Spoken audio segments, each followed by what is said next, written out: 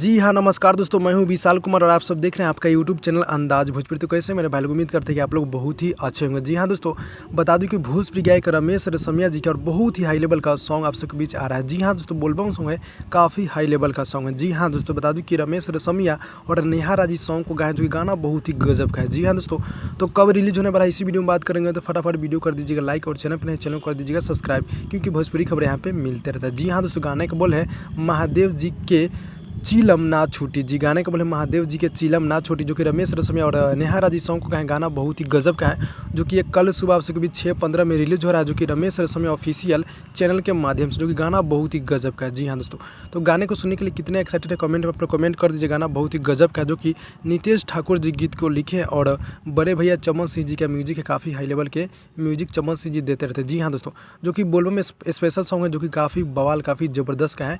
तो कल यानी कि उनके ही चैनल से यानी कि रमेश रेशमिया ऑफिशियल से गाना छूट रहा है, बहुत ही गजब का सॉन्ग है, आप लोग देखिएगा। और अगर आप लोग अभी तक के चैनल को नहीं सब्सक्राइब किए तो सब्सक्राइब कर दीजिए और नोटिफिकेशन बेल आइकन को आप लोग ऑल पे कर दीजिएगा, ताकि कोई भी कंटेंट रहेगा तो आप लोग के पास सबसे पहले मालूम चलते रहेगा। जी हाँ दोस्तों, तो भाई लोग यही अपडेट था, अच्छा लगा तो लाइक कीजिएगा। मिलते हैं अगले वीडियो में, तब तक के लिए धन्यवाद दोस्तों।